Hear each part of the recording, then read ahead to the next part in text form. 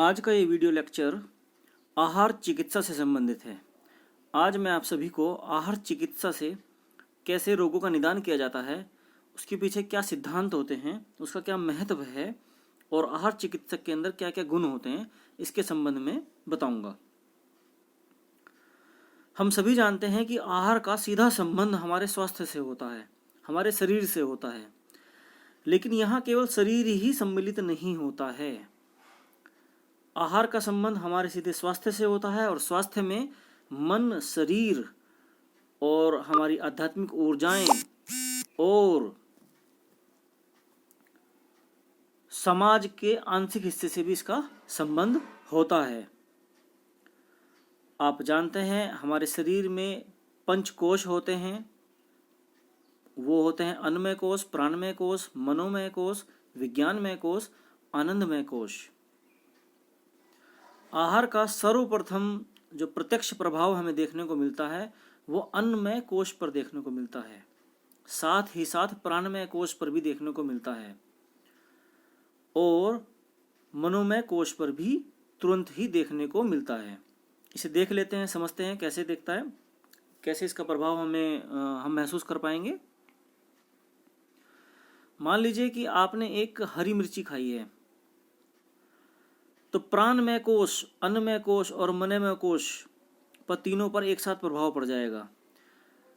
श्वासों की गति तीव्र हो जाएगी, मन थोड़ा खिन्न हो जाएगा और अन्नमय कोश, जिससे हमारी ये पंच तत्वों से बना हुआ शरीर है, इसकी जो जीवा है वह तुरंत मिर्ची लगने के कारण पानी की डिमांड करने लगेगी।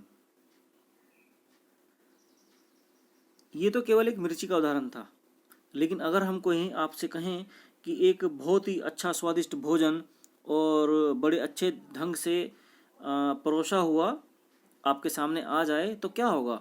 आपका मन प्रसन्न हो जाएगा।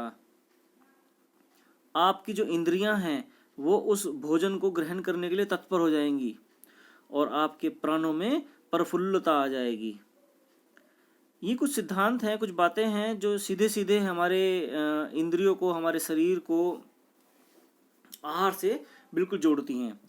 लेकिन आहार चिकित्सा कैसे करता है, इसकी आवश्यकता कैसे पड़ती है? जी हाँ, आहार से चिकित्सा भी होती है।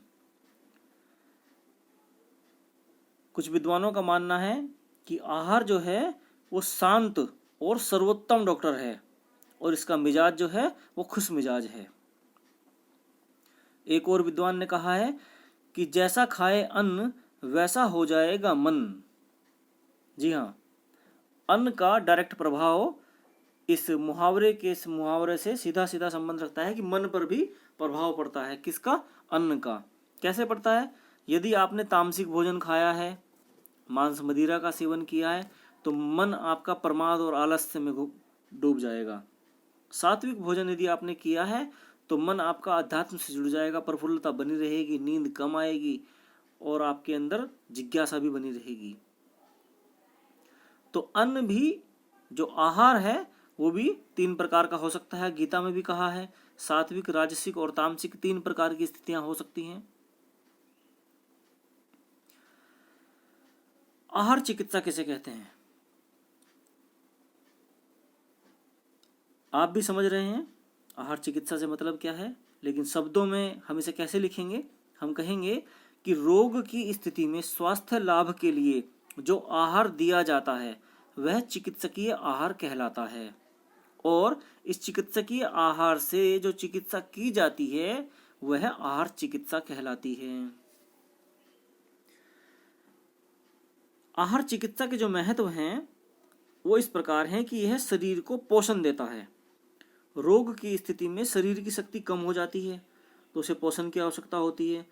तो आहार जो चिकित्सकीय आहार के रूप में दिया जा रहा है वह शरीर को पोषण देता है, शरीर के आंतरिक अंगों को आराम पहुंचाता है, शरीर के भार में परिवर्तन लाता है,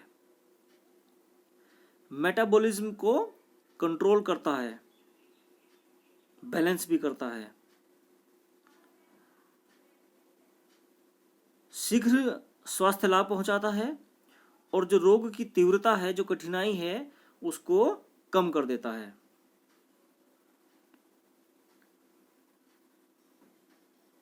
आहार चिकित्सा के बहुत सारे सिद्धांत भी हैं, उसमें से कुछ मुख्य सिद्धांत इस प्रकार हैं कि आहार चिकित्सक को रोग की पहचान, उसका रोग का कारण और रोग की अवधि, वो कब से हो रहा है और कब तक ठीक हो सकता है, इस बात की जानकारी होनी बहुत जरूरी है। रोगी का जो जीवन शैली है और उसका जो पसंदीदा आहार है, उसकी जो आदतें हैं, वह भी आहार चिकित्सक को रोगी के संबंध में जाननी चाहिए। रोगी की जो शारीरिक प्रकृति है, वात पित्त कफ व सप्त रज तम, यह भी आहार चिकित्सक को जाननी चाहिए। आहार चिकित्सक को रोगी के संबंध में यह भी जानना चाहिए कि उसको किसी आहार से एलर्जी तो नहीं है। आपने देखा होगा बहुत से लोग होते हैं जिन्हें नींबू खाते ही उन्हें जुकाम हो जाते हैं या कुछ और दूसरी समस्याएं आने लगती हैं। तो जिस आहार से रोगी को एलर्जी हो, वो आहार या आहार का वो पार्ट रोगी को रिकमेंडेड नहीं करना चाहिए। रोगी का व्यवसाय कैसा है, वो शारीरिक श्रम वाला व्यवसाय करता है, बैठने वाला व्यवसाय करता है, या पूरे दिन भर घूमने फिरने वाला व्यवसाय करता है, यह भी जानना आवश्यक है। रोगी के आहार में रोग के निवारण के लिए कौन कौन से घटकों का उसमें समायोजन करना है और कौन कौन से घटकों को हटाना है, यह भी जानना बहुत आवश्यक है। रोगी को जो आहार दिया जा रहा है वो किस समय पे दिया जाना है, कितना दिया जाना है, किस विधि से वो बनाया हुआ होना चाहिए, और रोगी में उस आहार को ग्रहण करने की और पचा लेने की अक्षमता कितनी है, यह भी जाननी आवश्यक है। जो आहार का नियोजन करता है, रोगी के लिए जो आहार बनाता है, उसको भी आहार पकाने की विधि पता होनी चाहिए। किस समय क्या आहार देना है, कितना देना है, उसको इस बात की जानकारी होनी चाहिए। आहार चिकित्सक को आहार रिकमेंडेड करने से पहले मौसम के अनुसार और पथ्य अपथ्य का ध्यान रखते हुए भी आहार का निर्धारण करना चाहिए। आहार चिकित्सा के अंतर्गत जब भी किसी को कुछ रिकमेंडेशंस दी जाती हैं तो वह एक चार्ट बनाकर दी जाती हैं कि मॉर्निंग प्रातःकाल में क्या लेना है, दोपहर में क्या लेना है और शाम में क्या लेना है। इनके बीच में क्या क्या चीजें और कैसे ली जा सकती हैं, वह भी निर्धारण यहाँ पे किया जाता है। आहार चिकित्सक के अंदर कुछ विशेष गुण भी होने चाहिए, जैसे कि रोगी के साथ संवाद बनाना, रोगी के जो विचार हैं उनका सम्मान करना, रोगी को तनाव ना देना, रोगी को प्रोत्साहन करना कि आप बहुत जल्दी ठीक हो जाएंगे, कोई चिंता वाली बात नहीं है। और आहार चिकित्सक को थोड़ा सा मनोविज्ञानी भी होना चाहिए, उसे समझना चाहिए रोगी उसके पास किस कंडीशन से आया है, किस वेशभूषा में आया है, किस परिवेश से आया है, किस मनोदशा के साथ आया है। परिस्थिति को समझकर सामान्य बनाते हुए आहार का निर्धारण करना चाहिए और तालिकाबद्ध तरीके से लिखकर अच्छे से समझाकर रोगी को बताना चाहिए, या रोगी के साथ आए हुए सहायक को बहुत अच्छे से बताना चाहिए। मैं समझता हूं कि आज के इस आहार चिकित्सा पर वीडियो लेक्चर से आपको आहार चिकित्सा की बेसिक जानकारी, आधारभूत जानकारी प्राप्त हो गई है। आप अच्छे से समझ सकते हैं आहार चिकित्सा क्या है, यह भी आप समझ गए हैं, और किस तरीके से हमारे शरीर पर प्रभाव डालती है, यह भी आपने समझ लिया है। यदि किसी को कोई शंका है तो आप मुझसे संपर्क कर सकते हैं।